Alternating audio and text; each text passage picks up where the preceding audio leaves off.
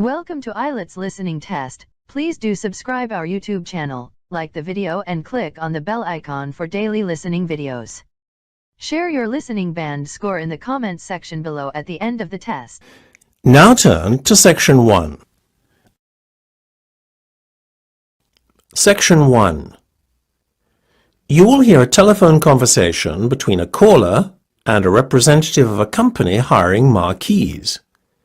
First, you have some time to look at questions 1 to 7.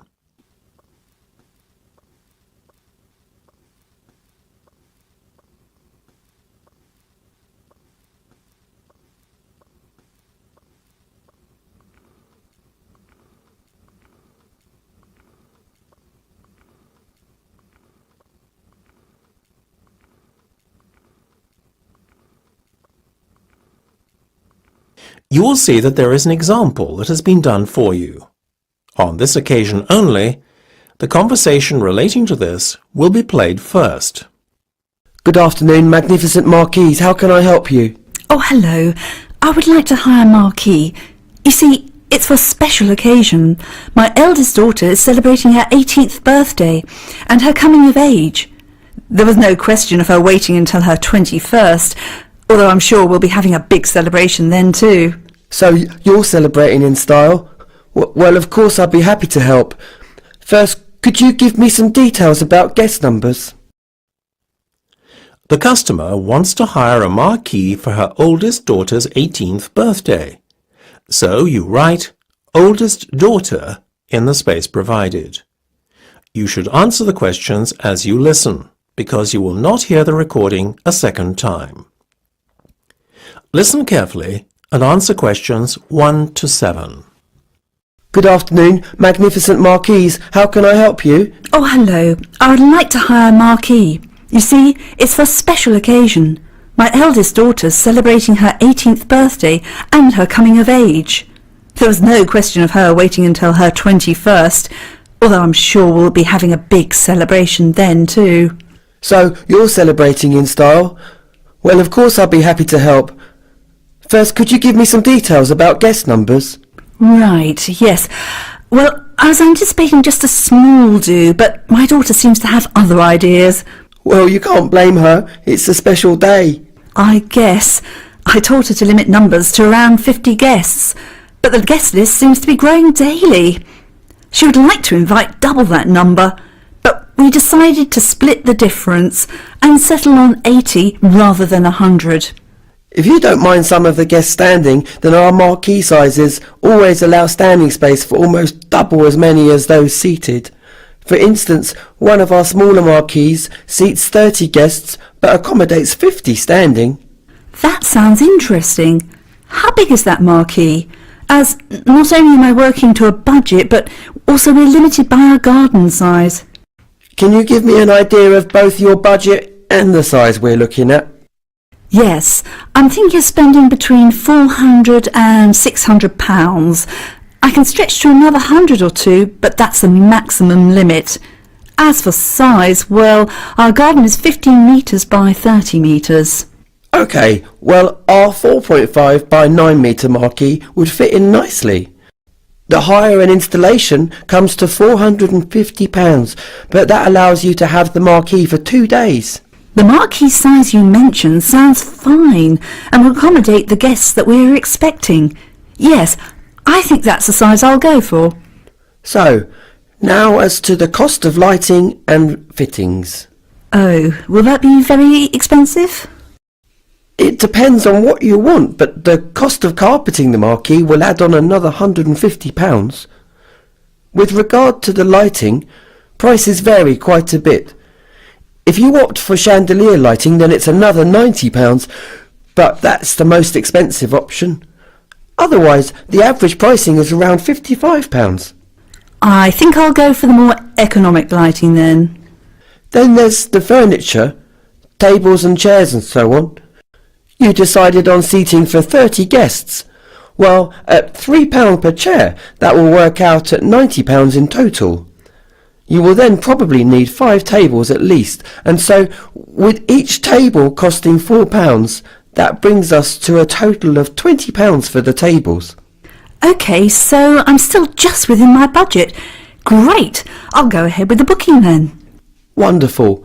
So there's only one more important detail that I need. When would you like us to set up the marquee? Well, my daughter's birthday's on June the 6th, so ideally a day beforehand. Then we could have it taken down the day after her birthday. Yes, no problem. Great! Well, I'll go ahead with the order then. Wonderful.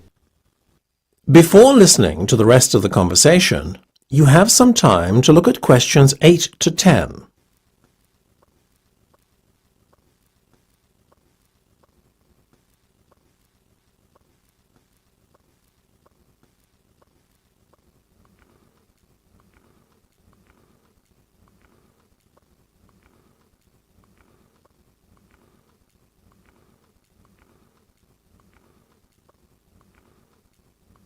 Now listen and answer questions 8 to 10. OK, so that I can process your order, I need to take down some details. May I start by taking down your name and postcode? Yes, it's Jenny Lakewell, and the postcode's CV6TL3. Is that Jenny with a double N? Yes, that's correct. And is that Jenny with a Y or an IE at the end? Yes, it confuses everyone. I use the first spelling. And I'm sorry, I didn't quite catch the postcode. Was that CB6? No, it's with a V, not a B. So it's CV6. Right you are. Can I have a contact number also, please? My mobile number is 07900 456. Oh, hold on a minute. I forgot I've got a different number now.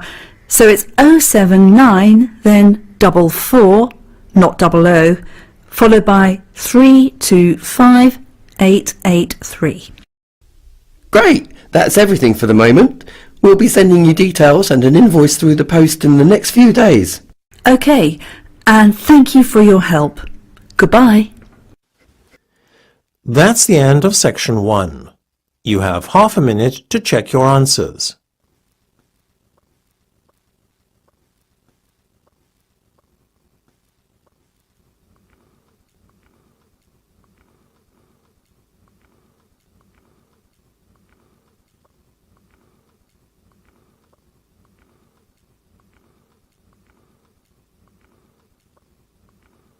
Now turn to section 2. Section 2. You will hear a history teacher talking to students in a class. First, you will have time to look at questions 11 to 15.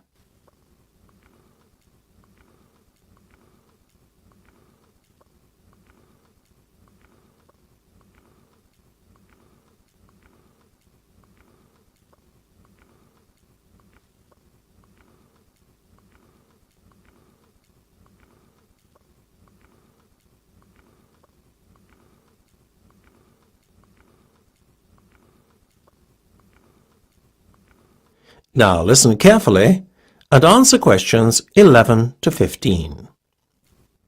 Today we are going to study the typical layout of a medieval English castle. Highly fortified and with difficult access, medieval castles were impressive strongholds, designed to keep the castle's inhabitants safe and the invaders at bay. The main entrance would have been the outer gatehouse, located at the bottom right-hand corner of the diagram, just by the chapel buildings. However, even if you had entered via the outer gatehouse into the castle grounds, you would still have been outside the main part of the castle. The buildings in the outer court were not the main residential areas of the castle. These latter buildings belonged to the inner castle area and were heavily protected both by a water-filled channel known as a moat, which extended around a third of the inner part of the castle, as well as the fortified walls around the castle exterior. To enter the innermost area, you had to enter a long, narrow tunnel known as a barbican, over and directly above which the gatehouse was located. The Barbican, being the only access point to the inner castle, was narrow and heavily guarded to prevent large enemy forces storming the inner castle area. The inner castle area held the main buildings around which daily life revolved. Here the Great Hall, along with the great chambers and kitchens, were located, as well as the castle bakehouse. The Great Hall was the only building with a courtyard view to the back and front. Whilst the Great Hall enjoyed a central location in the inner castle area, the great chambers and kitchen were less prominently positioned. Both of the latter buildings were located off to either side of the Great Hall. The great chambers, unlike the bakehouse, which is next to one of the towers, did not enjoy a courtyard view. Part of the exterior castle wall formed the back wall of the great chambers, as it did with the stables, located in the outer court. Before you hear the rest of the discussion, you have some time to look at questions 16 to 20.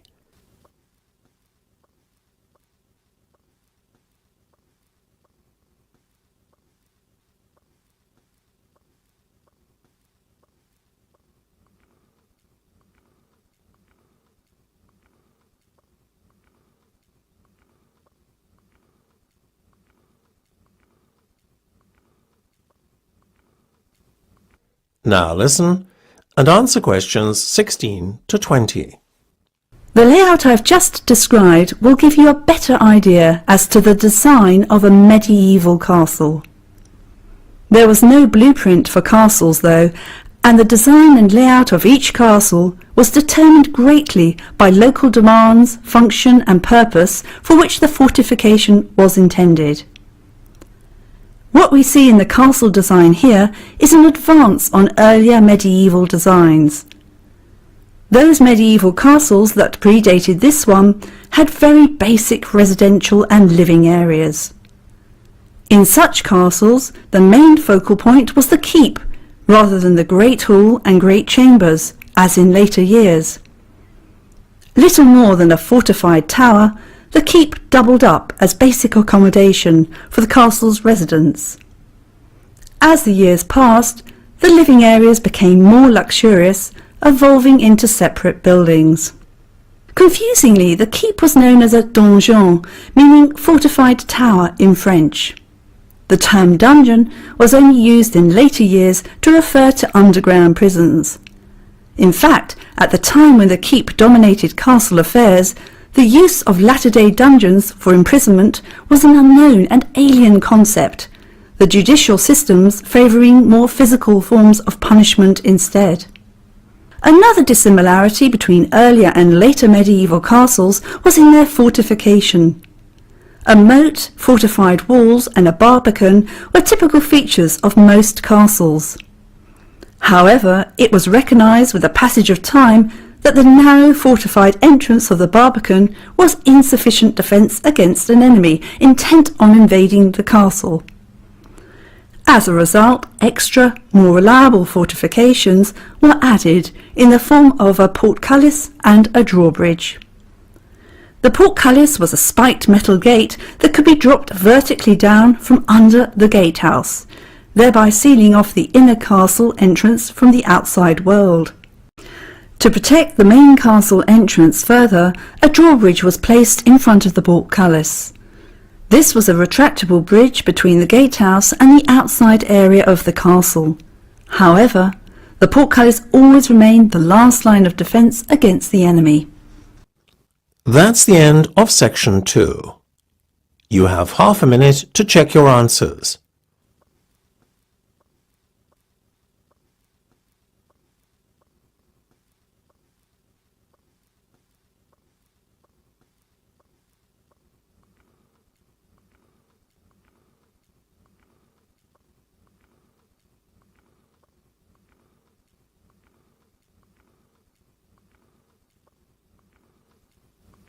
Now turn to section 3.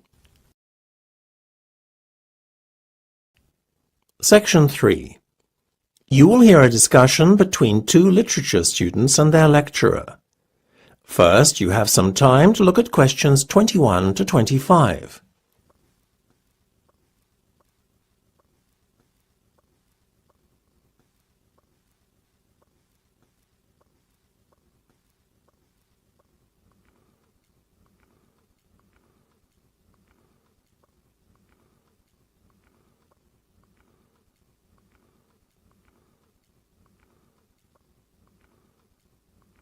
Now listen carefully and answer questions 21 to 25. That was an interesting lecture. I'm glad you thought so. Yes, it made a break from the usual lectures on literary style. Certainly made me look at some of Shakespeare's plays like Hamlet and the playwright himself in a new light. Me too. I always thought that Shakespeare believed in the supernatural, and that was the reason why so many of his plays, like Hamlet and Macbeth, featured a ghost. What you thought is a common misconception. However, when you think about it, it was unlikely that Shakespeare would have been sympathetic to a belief in ghosts. Why?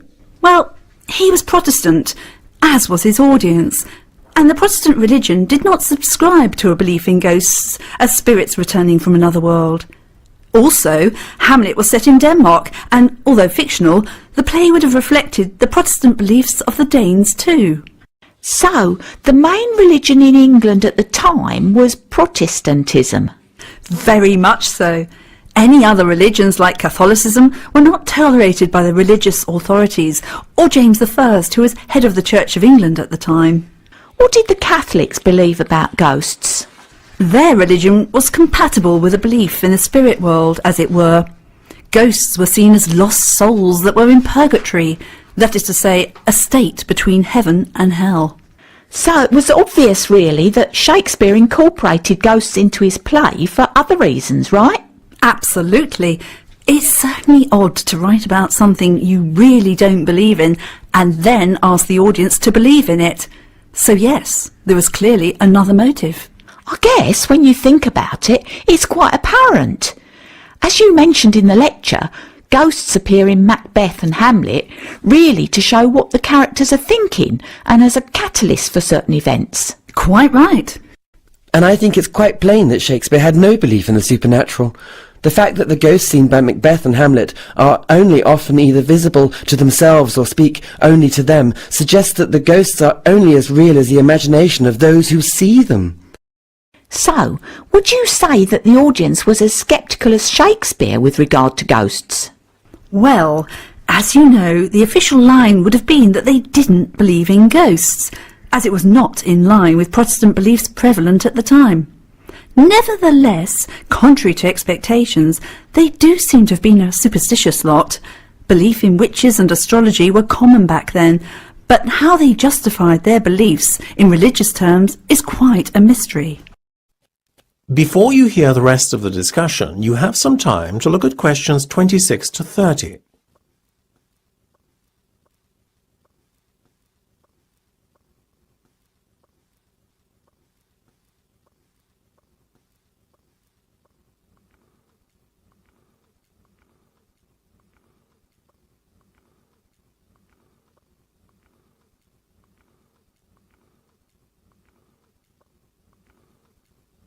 Now listen and answer questions 26 to 30. People, I think, today are a lot less gullible than in that period, though, don't you agree? I mean, honestly, believing in witches and astrology and all that.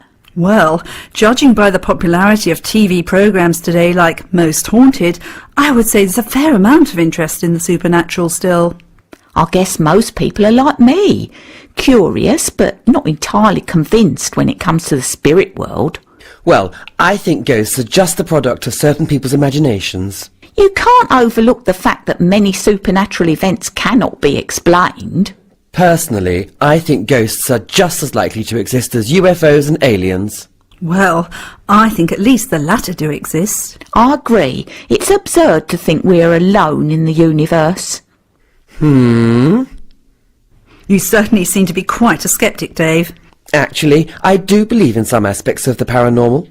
Like? Well, not ghosts and aliens, obviously, but things like telepathy and premonition. It's easier to understand or believe in telepathy and premonition as you hear of so many examples of these phenomena occurring in real life. Not just reported stories, but from friends and acquaintances. I'm inclined, though, to think premonitions are more coincidence than due to a paranormal event.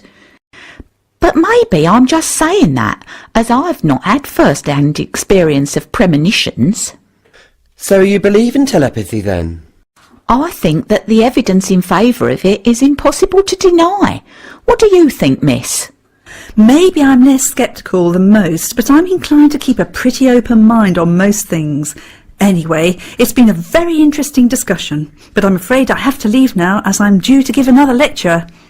Well, thank you for your time and also your wonderful lecture.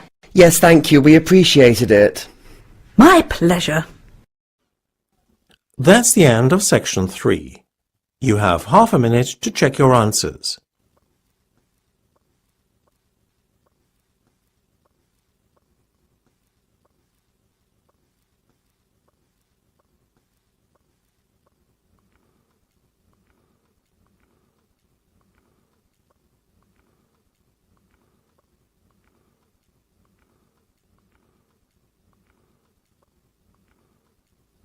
Now turn to section 4. Section 4. You will hear part of a lecture about Darwin's theory of evolution and its impact on society. First, you have some time to look at questions 31 to 40.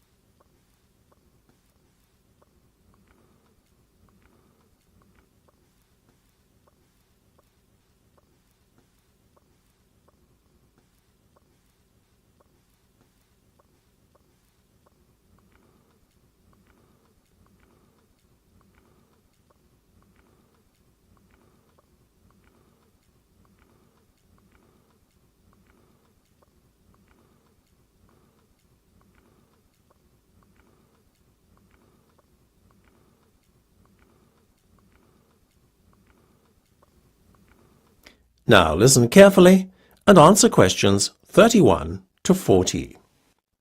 Today, few people can be unaware of Darwin and his theory of evolution. He single-handedly revolutionized the way we think about the natural world. However, when I say single-handedly, that is not entirely correct.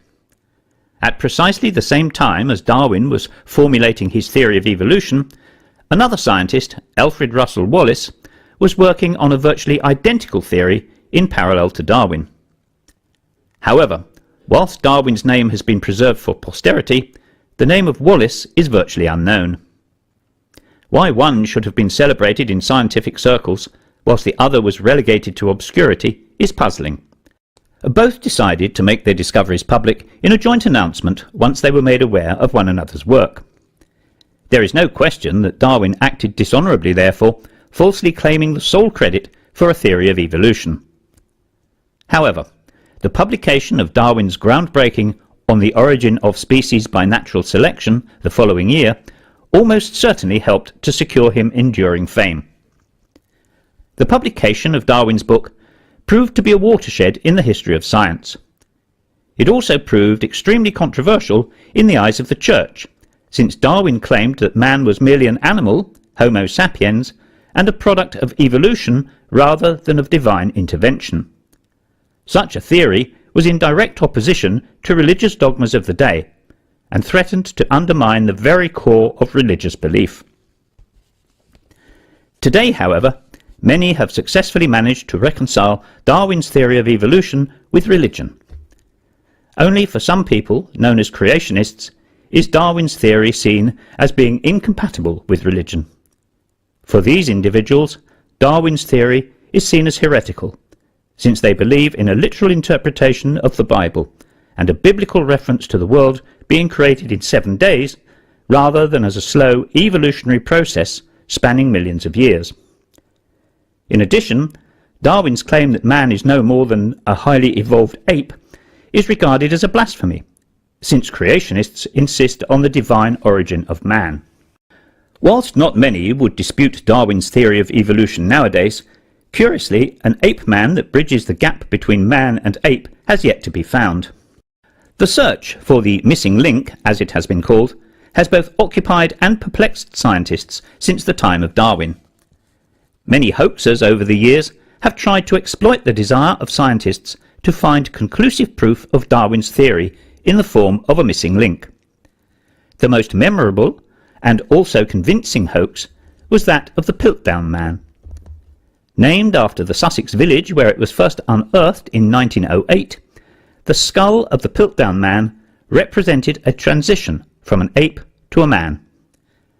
So convincing a hoax was it that it fooled the scientific establishment into believing for some 40 years that the missing link had indeed been found. In fact, the Manchester Guardian newspaper went so far as to call the discovery of the ape man's skull by far the earliest trace of mankind that has yet been found in England. The find was credited to a local solicitor and fossil hunter, Charles Dawson. When Dawson died in 1916, Piltdown Man's place in history seemed secure. In 1950, a reconstruction of a head was made based on the skull. However, only 3 years later, the skull was declared a fake. People later questioned how such a hoax could have escaped detection without the compliance of an expert. It is certainly an interesting footnote in the theory of evolution. However, the questions still remain today. Where is the missing link, and why hasn't it been found? That is the end of section 4. You now have half a minute to check your answers.